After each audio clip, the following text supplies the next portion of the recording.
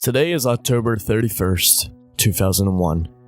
Me, Craig, Alex, Steve, and Cam were trick-or-treating down our favorite street.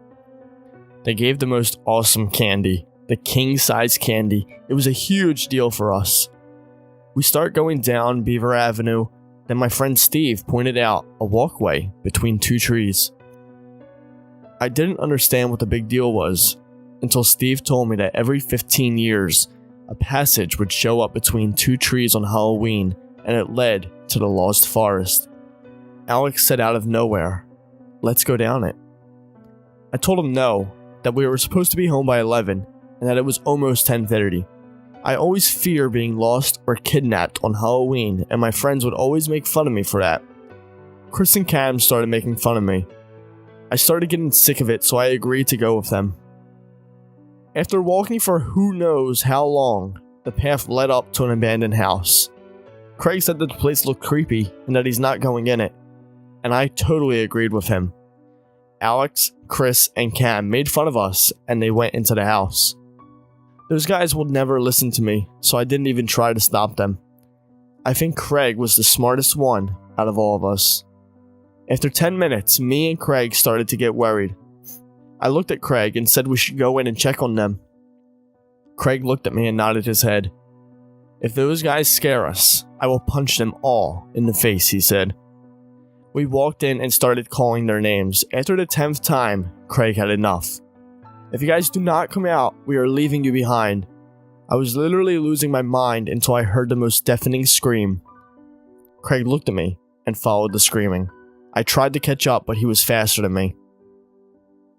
I stopped to catch my breath. I looked up, but he's nowhere to be seen. I yelled his name and the others more than 10 times or so, but nothing else but dead silence. I started to explore, which was quite stupid of me now that I'm thinking back. I should have just went and got help. I started by going upstairs. I looked in almost every room until I heard screeching, like a door squeaking open. I looked around and saw a door wide open. I walked in and looked around. I noticed 5 candles on the ground, and there was nothing else in the room.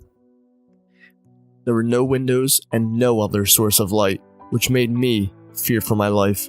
Every breath I took seemed to get heavier and heavier. I noticed something different about each candle. All of them were short, except for one. The other ones were melted to the ground, but 2, the tallest that was still lit, and the second one that was partly lit, were going to go out any second. I grabbed the tall one and walked out of the room to see more of it. I didn't know where the guys were. Maybe they were playing a mean prank on me, and I would just be happy it was a prank. I was about to leave the room when I heard heavy breathing. I thought to myself, well, I'm going to die, but I better check it out. I started walking towards the breathing and noticed it was Craig. He was crying, his arms over top of his legs. He was curled up like a little ball. I put down the candle near both of us. I hugged him and told him to tell me what was wrong, but all he said was 2 left, 2 left, 2 left, and so on. I lifted up his face, and instead of tears, it was blood.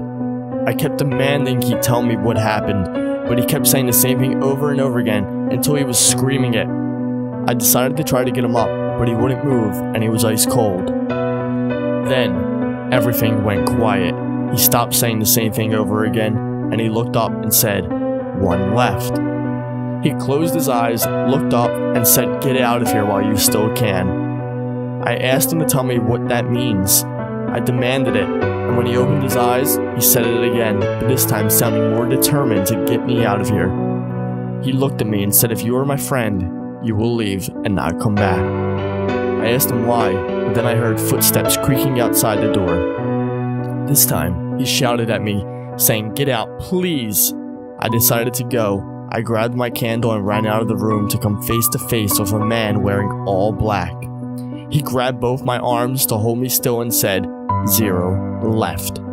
I looked up to see he had a knife in his hand, ready to stab me, but before he could stab me, I stepped on his foot, running past him, but he grabbed my arm and put claw marks on my arm. This time, I kicked him in the face, lifting my leg as high as I could. He released me, and I ran down the stairs and out the door. I dropped the candle halfway through the run, so I couldn't see where I was going. I kept running and running as fast as I could. As I was running, I bumped into someone. It was a policeman, and I was back on Beaver Street.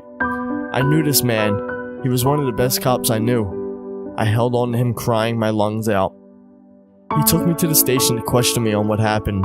After hearing the whole story of what had happened, he thought I was lying, but I wasn't, and recommended that I see a psychiatrist. After months and months of seeing a psychiatrist, no one has seen my friends Alex, Chris, Craig, and Cam.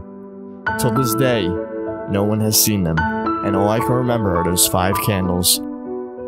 After years, I really wish that I was Craig and had given him a whole life ahead of him. But why me?